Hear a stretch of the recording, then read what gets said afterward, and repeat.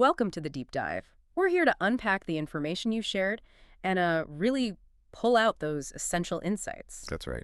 And today we are diving into something I think a lot of people grapple with: building confidence when you're just starting out learning English, especially for beginners. Yeah, it's a big one. I know that feeling myself, Yeah. that little bit of hesitation, maybe feeling shy, or sometimes even, well, a bit scared before trying to speak a new language. Mm, Total normal. It really is. Think about it like uh, learning how to swim. Remember standing by the pool? Oh, yeah. The water looks cold, feels a bit strange at first, but you dip your toes in, you practice. Little by little. Exactly.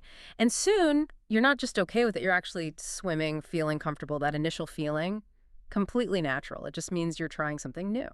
And that's really our mission here in this deep dive, isn't it? We've looked through all the material you sent, and we're aiming to pull out not just what works, but crucially, why certain strategies are so effective. We want to help you move past those first tricky hurdles and feel genuinely more confident on your English journey. It's about understanding the process, not just the steps. That sounds perfect. Exactly what's needed. So, okay, let's start with the why. Why does English even matter so much outside of, say, a classroom? Good starting point. Our deep dive really underscored how everywhere English is. It's not just for school. It's the language of movies, yeah. Right. The internet, international business, travel, Yeah. it pops up constantly. It's unavoidable in many ways. And there was that great story about Ollie going to Turkey. Really illustrates the point. Yes, I remember that one. He didn't speak Turkish, not a word, but everywhere he went, the airport, checking into the hotel, even just getting food in a busy restaurant, He managed. he used English. It was his bridge. It let him connect, get things done, enjoy his trip. It wasn't about being perfect. No, It was just about communicating effectively, being understood. And Ollie's story is so powerful because it takes it from this abstract idea, English is important, Mhm. to something really concrete and, frankly, relatable. Mhm. If we connect this back to you, the listener, and your own goals, it's clear this isn't just about passing tests or, boosting a CV. Right. It's about widening your world. Learning English lets you connect with so many different people, different cultures, share your ideas, understand others. It unlocks opportunities. Opportunities you might not even see yet. Precisely. It's like a key to, global interaction. Maybe even a deeper understanding of how connected we all are. Absolutely. It really can change how you experience things. So, okay, with that motivation hopefully fired up, let's talk about navigating some common pitfalls. Good idea. Avoid the traps. Our sources highlighted a few mistakes that beginners often make. Knowing these can honestly save you a lot of frustration. Definitely helps speed things up if you know what not to do. So the first big one seems to be trying to translate every single word directly from your native language straight into English. Oh, the word-for-word trap. Yes. The material gave that really clear example from Urdu, someone thinking, main bazaar jarahun, Mm-hmm. and trying to say, I market going. Yeah. You can hear immediately it doesn't quite land right. It sounds jarring, right? Unnatural. The correct way, of course, is I am going to the market. It's not just about the words. This old structure. Exactly. Different languages build sentences differently. You can't just force one grammar system onto another. It actually makes it harder to think and speak naturally. It really does. That habit keeps your brain kind of stuck in your native language's patterns. Mhm. You need to build new English pathways. Which brings up a related point, doesn't it? It does. And this leads right into the second common mistake we found. Worrying too much about grammar, especially early on. Okay, but grammar is important, right? Oh, absolutely. Let me be clear. Grammar is definitely important for precision and clarity later on. Yeah. But the insight from our deep dive was this. When you're just starting, Yes. communication is more important. Getting your message across is the priority. Ah, I see. So focus on being understood first. Exactly. Think about it. People are usually very understanding when someone's learning.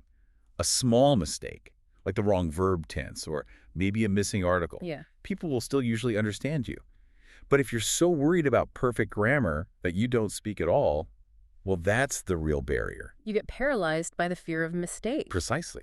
The breakthrough often comes when you just decide to engage, to try. You can always polish the grammar later. Just get the words out first. I totally get that focus on communication first, but isn't there a risk of forming bad habits early on if you ignore grammar too much? How do you find that balance? When does grammar become really crucial for a beginner? That's a really good question. And it is a balance. The idea isn't to ignore grammar completely, but maybe think of it differently early on. How so? Like maybe grammar is the helpful co-pilot, not the strict examiner at the gate. You focus on picking up basic structures naturally through listening and using the language. Okay, so more implicit learning first. Right. Then, as you get a bit more confident, maybe have a basic vocabulary, you'll start noticing the patterns yourself. That's when focusing on a specific grammar rule becomes really useful. Because you have context for it. Exactly. You see how it actually helps you communicate better rather than feeling it just another rule stopping you from speaking. It's a gradual build-up. That makes a lot of sense building on what you have naturally, and that fits perfectly with the third common mistake. Trying to learn tons of difficult words all at once. The vocabulary overload, yes. You feel like you're making progress, collecting these fancy words, but then, in a real chat, poof, they're gone, or you just don't know how to use them right. They stay passive. Right. So the material suggested a much smarter way.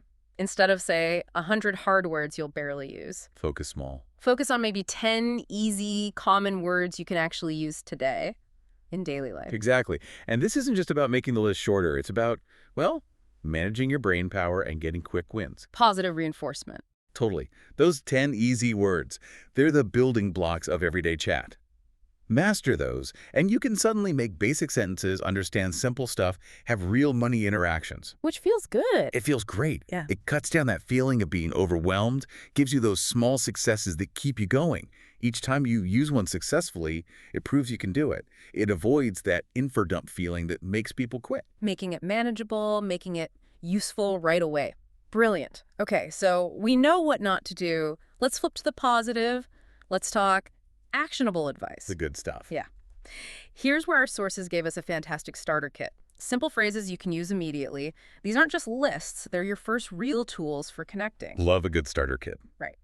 So we can group them logically. First, the absolute essentials. Greetings. You've got your basic hello, hi, Can't go wrong there. good morning, good evening, and that classic exchange, how are you? Answered with, I'm fine, thank you. Simple, effective. Opens the door. Then for introducing yourself, my name is your name. Straightforward, I'm from country. And that lovely phrase, nice to meet you. Always good to use. Makes a connection. Totally. And finally, those super useful phrases for just daily use. The practical stuff. Exactly. Excuse me. Can't live without that one. Thank you. Please. And these two are so important, I don't understand. Yes. It's okay not to understand. It really is. And follow up with, can you repeat that? Essential tools. And the tip from the source material was golden. Don't just read these. Say them. Out loud. Get them in your mouth. Yeah. Practice in front of a mirror. Say them to a friend. Try just narrating simple things you do using them. Good morning. I'm making coffee. Please pass the sugar. Thank you. Silly, but it works. It really does. And what's so powerful about getting comfortable in even just these basic phrases is how they kickstart everything else. Your fluency, your confidence. How so? It creates this positive loop, you see. You manage to say, hello, how are you? And get a friendly, I'm fine, thanks. Back. Boom. You just had a successful English interaction. A small win. A huge win, psychologically. It dials down the anxiety, builds a bit of momentum. It proves to you that you can communicate. These aren't just abstract words anymore. They're building blocks. Exactly. They're the first bricks you lay down for building actual conversations. They make the whole thing feel real, interactive, achievable. I love that they're not just words, they're experiences. Okay, so building on those first experiences, let's dig into cultivating that confidence long term. We found some really practical tips in the source material. Daily habits, yeah. Yes, things you can start doing right now. First one, and this is key for anything really, practice daily, even just 5 minutes. Consistency over quantity. Totally. It doesn't have to be huge. Read a short text, listen to a quick podcast clip, write like 3 sentences about your day. Just make it a habit. Let English sneak into your routine. Make it normal. Second tip, speak out loud. This gets missed so often. Don't just think the English words. Say them, even if you're talking to yourself. Describe what you're doing. Okay, I'm walking to the kitchen now. It feels weird at first. But it works. It trains your mouth, your brain, connects the knowledge to the actual act of speaking, makes it active, not passive. Builds that muscle memory. Right. Third, don't be afraid of mistakes. This is tough, I know, but the material had that great line. Mistakes are proof that you're learning. Love that. So true. Every slip-up is just data. It shows you where to focus next. If you're not making any mistakes, you're probably playing it too safe. You're not stretching yourself. Embrace them. Embrace the mistakes. And finally, learn with fun. Connect English to things you actually enjoy. Ah, the fun factor. Crucial. Watch movies in English, maybe start with subtitles in your language, then English subtitles, then none. Listen to English songs, look up the lyrics, read comics, simple stories, whatever interests you. Makes it feel less like work. Exactly. If it's fun, it's not a chore. It's a journey, and you're way more likely to stick with it. And what's fascinating is how these practical tips connect directly to the motivation side of things we saw in the material. The motivation boost section. Because a huge hurdle is just giving up. Or maybe even worse, comparing yourself. You see someone else who seems fluent and you just feel inadequate. The comparison trap. It's easy to fall into. So easy. But the key insight was, everyone learns at their own speed. Your path is yours alone. It's not a race. Not at all. Think about it like planting a tree. Okay. You plant a seed, you don't expect a giant oak the next day, right? No, definitely not. You water it every day, make sure it gets sun, and slowly, almost so you don't notice day to day, it grows. Taller, stronger. Learning English is just like that.